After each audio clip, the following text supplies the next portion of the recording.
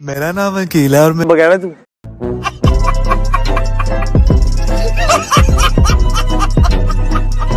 मेरा नाम आमना है और मैं बगैरतों को एक्सपोज करती रहती हूँ। ਇਹ ਆਮ ਲੋਕਾਂ ਦੇ ਸਮਝ ਆਉਣ ਵਾਲੀ ਗੱਲ ਨਹੀਂ ਹੈ। और आज मैं ऐसी खास किस्म के वेरीफाइड बगैरतों की फहरिस्त लेकर आई हूँ।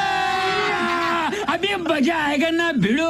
और ये खास किस्म की मखलूक तुम्हें और कहीं नहीं सिर्फ टिकटॉक पे ही मिलेगी। 2020 कोरोना वायरस की तबाहियों की वजह से पाकिस्तान में लॉकडाउन इम्प्लीमेंट किया गया था। लोग बेचारे घरों तक महदूद हो गए थे और ऐसे में एक ऐप पाकिस्तान में बहुत ही ज्यादा पॉपुलर हो गई।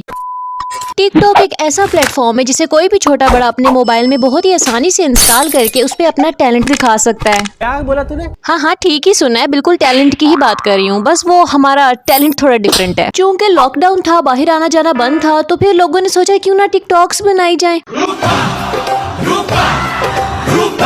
नहीं सबकी बात नहीं कर रही, सिर्फ उन्हीं की बात कर रही हूँ जिन्होंने खास किस्म का टैलेंट दिखाया था। पहले जब मैंने इनकी वीडियो देखी मुझे ऐसे लगा शायद ये एस्ट्रोलॉजी है, लेकिन गौर फरमाया तो समझ आया कि ये तो खुसरोलॉजी है। ये कोरोना वायरस को तो जरा साइड पे करो ना। इस लॉकडाउन के दौरान जितने वायरस घरों से निकले वो तो तुम पूछो ही मत। जैसे कि तुम सारे ही जानते हो पाकिस्तान में भी बहुत सारे लोगों में बॉलीवुड का कीड़ा पाया जाता है। तो बस फिर पाकिस्तानियों के हाथ एक ऐसा प्लेटफॉर्म लग गया था जहाँ पर वो अपने अंदर के सलमान खान और शाहरुख खान को जगाने की कोशिश में लग गए। और बहुत सारे लोगों में तो मैंने छोटा मोटा अजय भी देखा।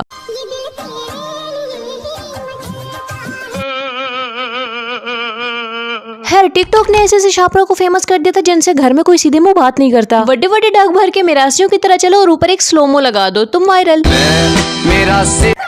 छपरियों के जैसे आईब्रो के बीच में से फुटपाथ बना दो, तुम वायरल। इवन के पाकिस्तानियों ने तो एक ढुमका गर्ल को भी फेमस कर दिया था, यानी ढुमके लगाओ वायरल। कुछ भी पहन लो, कुछ भी, बस वो कपड़े नहीं होने चाहिए, तब भी तुम वायरल। टिकटॉक की ये शुरली उर्फी जावेद की छोटी बहन है क्योंकि दोनों की सेम हरकतें हैं। और यकीन करो इसके भी 7 मिलियन फॉलोअर्स हैं। वाह। खैर ये तंजो मजाक तो चलता रहेगा, लेकिन आज जिस खास वजह से मैंने टिकटॉकर्स के ऊपर वीडियो बनाई है वो ये सांप खाने वाला बाबा और दूसरा ये बेगैरत अकील, जो दुनिया के सामने तो बहुत अच्छा शोहर बना हुआ है, लेकिन हकीकत इसके बरक्स है। क्योंकि एक तो अपनी कन्वीनियंस के हिसाब से इस्लाम को फॉलो कर रहा है और दूसरे के बारे में बाद में बताऊंगी क्योंकि दूसरा अल्ट्रा प्रो मैक्स बेगैरत है। लेकिन उससे पहले मेरी बात सुनो। तुम में से बहुत सारे लोग मुझे कहते हैं कि बेगैरत ना बोला करो। अरे मैं बेगैरत ना बोलूं तो मैं और क्या बोलूं? चलो अभी नहीं, वीडियो के एंड में मुझे बताना कि इनको बेगैरत ना बोला करूं तो मैं और क्या बोला करूं। गैरत लेस लोग हैं, जिनमें गैरत नहीं पाई जाती उनमें बेगैरती पाई जाती है। ये बात तुम लोगों को क्यों समझ नहीं आती? देखो कुछ रिश्ते होते हैं अदब वाले, एहतराम वाले, उनकी लिमिट्स क्रॉस नहीं करनी चाहिए। ऐसे समझ नहीं आने वाली पहले वीडियो देख लो। आप हो गई प्रेग्नेंट? मेरा कौन सा महीना है? ये बताए ना।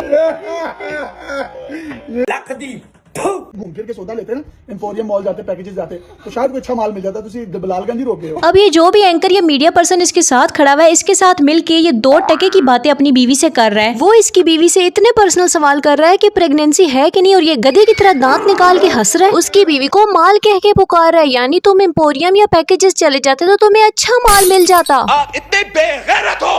और सबसे हैरानकुन बात जिसने मुझे चौंका दिया वो ये कि इनकी मर्जी से ये सब बातें की गई हैं। सब कुछ इनकी परमिशन से हो रहा है। जो गुफ्तगू है इनकी मर्जी से की है। पेश खिदमत है 36 इंच की मल्टीप्लेक्स लानत।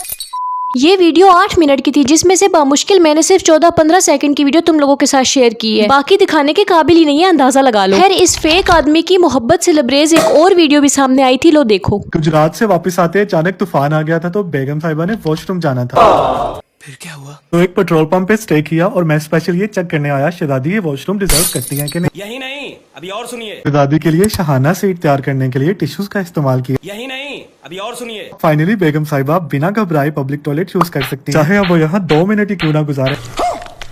देखो भाई गालियां तो मैं वैसे भी नहीं देती, ले दे के एक वर्ड ऐसे लोगों को देख के मेरे मुंह से निकलता है बेगैरत, और उस पे मेरा कंट्रोल नहीं है। अरे भाई खुद इसके काम चेक कर लो। इसकी बीवी को क्या मुश्किल दरपेश आई है, इसने 1 मिलियन लोगों को बता दिया, यानी 10 लाख। जब इतने अरसे से कोई इंसान सोशल मीडिया पे वीडियोस अपलोड कर रहा है तो ऑफ कोर्स इसको पता होगा कि इस वीडियो का क्या रिएक्शन आने वाला है या फिर किस किस तरह के कॉमेंट्स आएंगे। यकीन नहीं आता तो चलो कॉमेंट सेक्शन में। चौधरी साहब कहते हैं अकील भाई ये तो कोई बात ना हुई, हमें नेक्स्ट पार्ट भी चाहिए। अब बोलो क्या इज्जत रह गई? तुम लोगों ने खुद ही लोगों को अपनी जिंदगियों में इतना इन्वॉल्व कर लिया है कि पर्सनल मैटर भी पर्सनल नहीं रहे। किसी ने कमेंट किया है मुझे पता है बहुत रश लगा हुआ है, मैं अपनी बारी का इंतजार करूंगा लेकिन गाली तो मैं दे के ही जाऊंगा।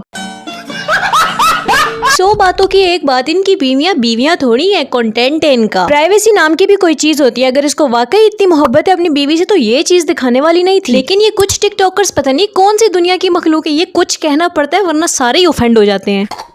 खैर कंटिन्यू करते हैं। ये कुछ टिकटॉकर्स इस तरह के हैं कि इनमें प्राइवेसी नाम की कोई चीज नहीं है। अब इस कमल आफ्ताब को ही देख लो। एक सवाल ये बहुत ज्यादा होता है, next baby next baby next baby. जब नेक्स्ट बेबी करेंगे आपको बता देंगे, मगर क्यों आपको बता के करेंगे। क्या तुम लोगों को इज्जत या बेइज्जती से जरा भी फर्क नहीं पड़ता? जब कोई वीडियो बना रहे होते हो, उसको देखते हो तो तुम लोगों को लगता नहीं है कि इस वर्ड को बीच में से हज़फ कर देना चाहिए या फिर एक रीटेक ही ले लेना चाहिए? लेकिन नहीं, इनको पता है कंट्रोवर्सीज तो ऐसे ही क्रिएट होती हैं, तभी तो लोग जलील करेंगे, तभी तो हाइप मिलेगी, तभी तो फॉलोअर्स बढ़ेंगे। लेकिन मसला जलील करने वालों का नहीं है, उनकी तो आंखें खुली हैं, वो तो समझ बूझ रखते हैं, उन्हें तो पता है ये गलत कर रहे हैं। मसला उनका है जो इनको आइडियलाइज करते हैं, ऐसे अजीब से कमेंट्स करते हैं। पता नहीं ये कौन सी दुनिया के लोग हैं जिनको बेगैरती नहीं लगती। कौन है ये लोग? खैर अब बात करती हूँ यूसुफ पठान की, जिसने अपने साथ साथ पठानों का भी नाम बदनाम कर दिया है।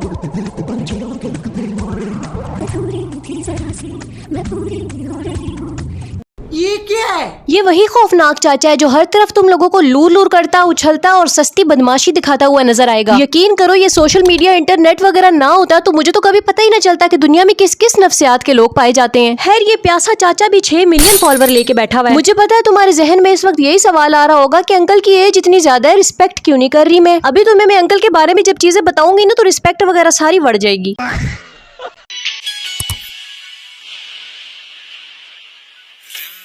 अंकल की बेगैरती सबसे ज्यादा टॉप पे पता है क्यों है? सिर्फ इस वजह से कि अंकल अपनी सगी बेटियों के साथ इस तरह की वीडियोस बनाता है।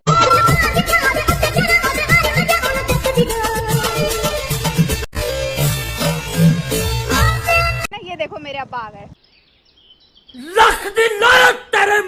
ये तो इनको तब पता चलेगा जब ये धोखे वाली आंख बंद हो जाएगी और हकीकत की दुनिया सामने आके खड़ी हो जाएगी। खैर सबसे ज्यादा रुसवाई की बात ये है कि ऐसे लोगों के इंटरव्यू लिए जाते हैं और बेचारे शेर से तशबीह दी जाती है। ये टिकटॉकर सिर्फ और सिर्फ अपने चलने की वजह से, अपने शेर की तरह भागने की वजह से फेमस है। ओ भाई मारो, मुझे मारो। ये मेरे पापा है और मुझे कहते हैं वीडियो नहीं बनाओ, घर में बैठो, लेकिन मैं जबरदस्ती वीडियो बनाती हूँ।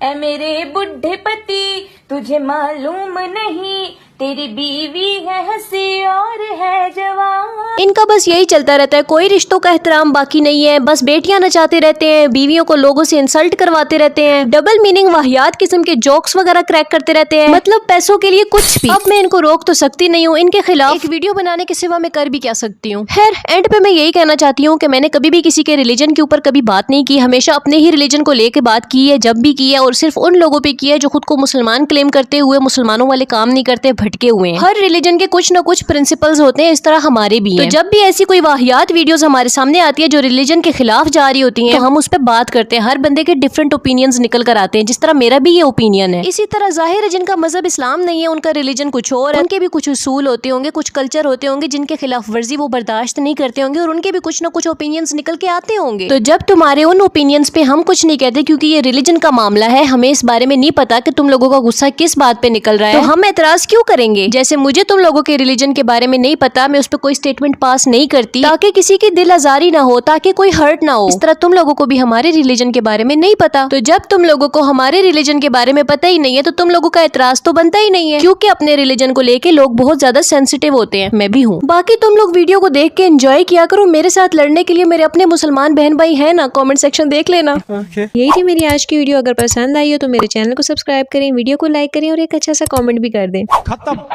लमकना लमकना, पकड़ना पकड़ना, पकड़ना पकड़ना, रू कर पकड़ना, लमकना लमकना, पकड़ना पकड़ना, रू करके